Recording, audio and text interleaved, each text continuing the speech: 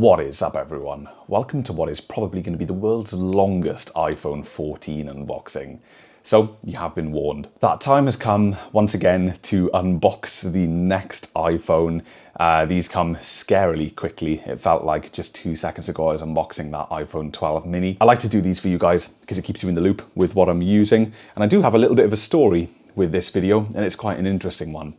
So, I was running the 12 mini, as you guys know, and that was great, lovely little phone. I came to the end of the contract, I did the 24 months, and that was all good. So that was excellent because I could save money on the monthly bills. The SIM-only contract was kind of half the price of paying for an iPhone, as well as the plan with 3. I've been with 3 for years and years, since I think 2012. Yeah, everything was great with that, but the trouble was, the phone started to lose a lot of battery capacity. So the iPhone 12 mini didn't have a very good battery to begin with, but I could cope with that. That was absolutely fine. But then when the battery health started to deteriorate, it was really noticeable. So I lived with that for a while, started to do the classic carry around power banks everywhere. And then it was getting ridiculous. You know, the phone would run down and I wasn't even using it for anything substantial, and I was still plugging it in absolutely everywhere. It just got to be a massive pain. So the battery health was still displaying quite strong. It was like 84% or something like that. So I decided to flog the iPhone. I got rid of it on eBay before it became super old and super terrible. I just got a shot of it. So whilst all this was going on, I was actually using another iPhone for that almost that entire time. This is an iPhone XR, and I've had this for, maybe I got this about, it's hard to say, 6 months, 8 months after I got the 12 mini. And the reason I did that was because I finally, after all these years, decided to separate my personal phone and my work phone. I'm the manager of a small local independent cinema theatre venue, and it can get a little bit overwhelming sometimes just to have those constant flow of calls, messages, emails, that sort of thing. So I really wanted that separation for when I go on holiday. And that was like one of the best things I've ever done. It was seriously lovely. I can now go for a day out with the family, turn this off, leave this at home. It is wonderful. And then just come back to all the problems later on. So that was great. And the XR is awesome. I picked it up refurbished on Amazon, and it was like 170 quid. And this phone was amazing, and it still is amazing. It does everything I want it to do. The screen is covered in scratches. I've had it quite a while now, but it's great, lovely device. So I was like, okay, what am I gonna do instead of this iPhone 12 mini? I got this SIM-only contract.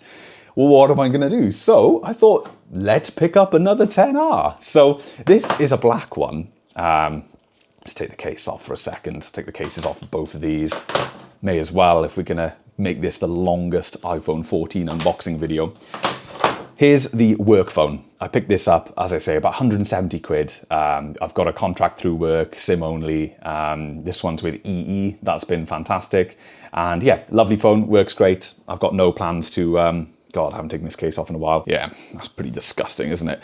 No plans to change this phone for quite some time. Even the camera and stuff like that, it was all perfect. So I was like, I'm gonna save some money. I'm gonna buy another refurbished iPhone XR and use it for my main phone, my personal phone. So I picked up this yellow one. I was like, I've got black for work, black is boring, let's get a really bright, fun, colourful yellow one and have that for my personal phone. Picked this up, this is a 256 gig. Picked this up super cheap, refurbished, and I took a gamble.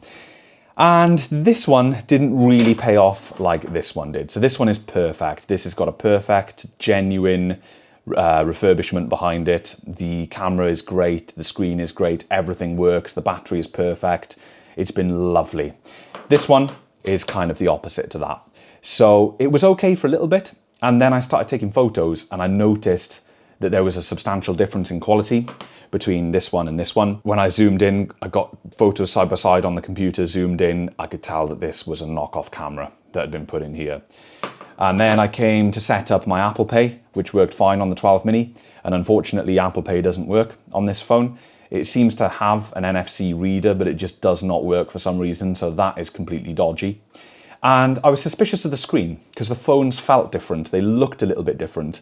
And True Tone doesn't work on this phone either, which is a big sign that you've got a knockoff display in the phone. Even the glass itself didn't feel right compared to this one, even though this was like brand new glass and this was really old by that point and covered in scratches. This phone still felt better. And then I dropped it casually one day, as you do, and it just shattered instantly. So as you can see, that is how it's looking. I've had this phone about 3 or 4 months now, and yeah, it's a wreck. It's got a crap camera. It has a broken screen. Apple Pay doesn't work. I could cope with like one of those things, but because I have all of those things, it's just rubbish. So sometimes a gamble pays off, sometimes it doesn't. I was looking to save a little bit of money. I don't need the latest and greatest all the time, and it was going to be great, but it is not great. In fairness to the seller, I did request a return, but what happened there was I requested the return, they gave me a return window, and I just completely missed it because life got in the way. And when you've got everything synced up to the phone, you're using the phone every single day, and I'd already got rid of the 12 mini by that point. It was like, I can't get this back, you know, there was no possible way I could do it. And that was a couple of months back. So anyway, that's the story behind my iPhone XR, or both of my iPhone XRs. So this was a really good one, and potluck, this was a really bad one. So fast forward to the phone, the new phone, the iPhone 14. So by this point, I'd come to the end of my SIM-only contract with 3, and a little bit of extra information. I am getting a little bit sick of 3. They've had a lot of downtime over the last year or two, and I just don't find that the signal is very good. It doesn't perform half as well as this. Now that I have this to compare it to, this is on EE, this is way, way better. So I did look for an EE deal, but they were all a little bit expensive. So I am swapping to Vodafone. I'm going to give Vodafone a go. I've never used this network before. I've used, back in the day, T-Mobile, Tesco Mobile, O2, but then I switched to 3, and I've been using 3 for well over a decade. I'm switching to Vodafone now. I'm going to give it a go because I scoured the internet for the absolute cheapest iPhone 14 deal.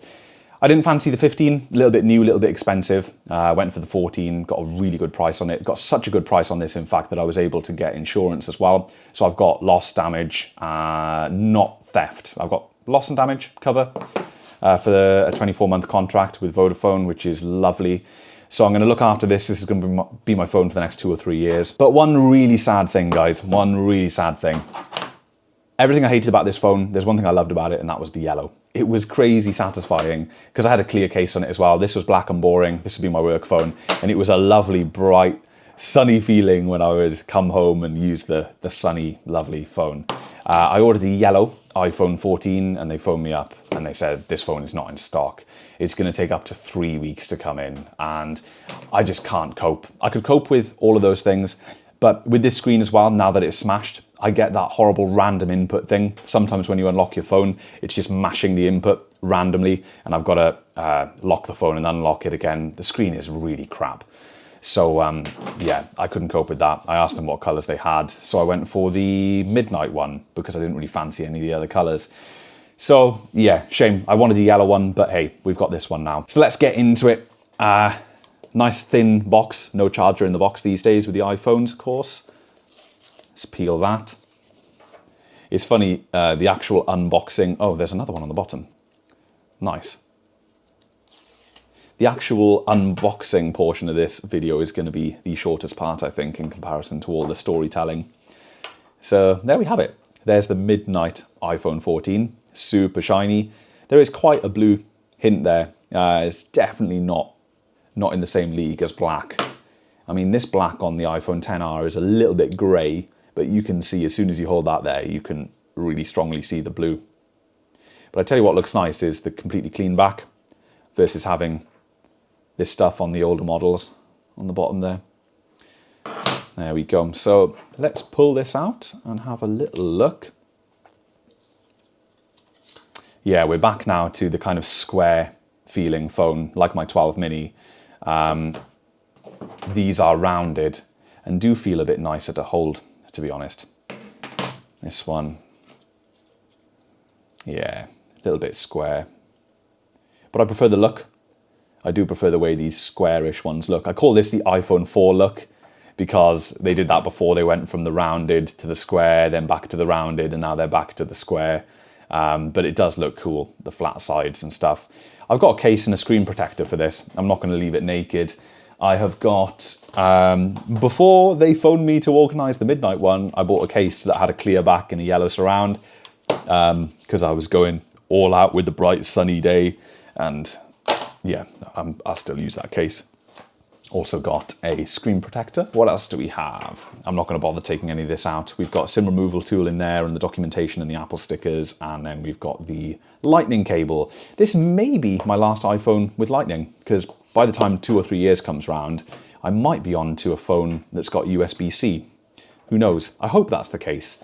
Lightning it's really time now, isn't it? It's really time. Although it's not full speed USB-C on the lower end iPhones, is it? That's only on the Pros. It's really annoying that you can't plug your phone in. In the year 2024, you can't plug your phone into your Mac and get a really fast photo transfer. You're still putting up with USB 2 speeds. It's just absolutely ridiculous. But that will hopefully correct itself with enough time. Cool, so there's the box for when I inevitably need to get a shot of this phone somehow in the future, via eBay or whatever, when it might be all beaten up and scratched and terrible battery, but for now it is brand spanking new. So there it is, and I've already got it mucky. Amazing. Yeah, this is an absolute fingerprint magnet. I'm gonna get a setup with a screen protector for it now. I've never used an iPhone screen protector, never ever, but I'm gonna stick one on this guy because I am carrying 2 phones in one pocket and they do scratch up when you do that. It's not so bad, just day to day, but 2 phones in one pocket, absolutely just trash each other in there, they do. Done a terrible job of applying the screen protector, which is great, but I've got to try and look after it, you know. Got to just give it a go. Let's get this case on as well. Case is looking good. It'll still be relatively bright with this. Nice. That's looking cool. Let's move all that off to the side, clear the frame up a little bit here. Yeah, so that's how we're looking. Nice. I'll give the second screen protector a go, I think. That was my first ever attempt. And it looks like I've managed to get like 3 or 4 specks of something under there. So I'm really going to have to be careful next time. But that's how we're looking. Let's fire the phone up and see. One Apple logo. Feels nice for the case. Just gutted I didn't get the yellow phone, you know. I just couldn't wait. Couldn't wait 3 weeks. It's just really annoying. Super annoying putting up with this. Here we go. Hello. Nice. United Kingdom. All the way down there. Default. Medium. Large. It's got to be large. Always large. Set up without another device. Connect to the Wi-Fi. So I haven't put a SIM card in on purpose. I'm not transferring my number. I'm also using this as a fresh start to get rid of my number, basically. I've had this number since 2012, since I joined 3, and the amount of calls I get, nuisance calls, stuff like that. And then, you know, I just really fancied a fresh start. I've never had one before. Set up my iPhone for myself. I'm going to set up Face ID. Here we go. Don't use Face ID with a mask. I don't really find myself wearing masks. Don't transfer anything. Always like a fresh start. I'm going to hold off on setting up my Apple ID for a sec because I want a really fresh start, and I know I've got some photos that are just syncing to all of my devices on iCloud. Do you know, I suppose it would have helped if I cleaned my desk prior, because I've been upgrading this old dusty Mac Pro. I suppose that would have helped with my screen protector application. It's not too bad for my first go.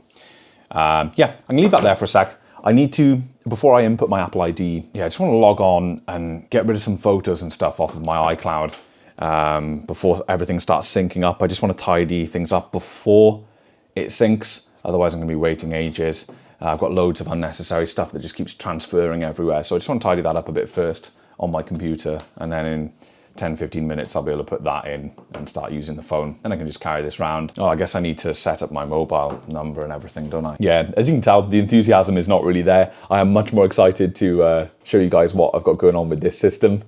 But yeah, thought a little filler video in between. So it's the next day and I am all set up with my new iPhone 14. It is lovely so far. Everything is working and that is the main thing. It is pretty much just like being back with my 12 mini, a little bit bigger, which is nice because although I love the minis, I have such big text size and stuff on the phone, it did get a little bit cramped from time to time. It's nicer to have more space, and it's also consistent then with my work phone, so it just feels the same, looks the same. But this one is a nice upgrade because we've got the OLED display, which is definitely not to be underestimated. It makes a big difference. The blacks are really black, the colors pop. It's just nice to have a genuine screen back in the phone as well with True Tone, and it just looks and feels way better. So that's so nice. The battery is a lot better than the 12 mini. Obviously, this is a brand new iPhone 14. The battery is fantastic at the moment. There was nothing wrong with the battery in either of my iPhone XRs, so that's fine as well. It's basically just nice, plain and simple. I'm all set up with my new SIM card, new number, phone is good, everything is good, everything is clean, tidy, and I'm hopefully sorted for the next 2 to 3 years. I may try, depending on what this phone is doing in 2 years' time, I may try and do 3 years with this if I can. If I can drop down to a SIM-only contract for 12 months after the 24 months of this phone, that'd be great, because then I just get a year of saving a little bit of money. Not that this is an overly expensive contract, this is in fact super cheap. And hilariously, I didn't know this until yesterday, but I was just looking at Vodafone stuff and that, and I did see that they are apparently merging with 3. So I think that is really strange. I choose to go from 3 to Vodafone. Vodafone is incidental, it could have been anyone. That was just the cheapest, kind of best deal I saw for me at that time when I was ordering. But yeah, apparently they're merging at some point, so I'm not sure what's going on there, but if they do, then interesting. So that's cool. They can pull together their resources, a little bit like when T-Mobile and Orange merged to become EE back in the day, I suppose. So far, so good. That is my new iPhone. Thank you all for watching, and I'll see you in the next video.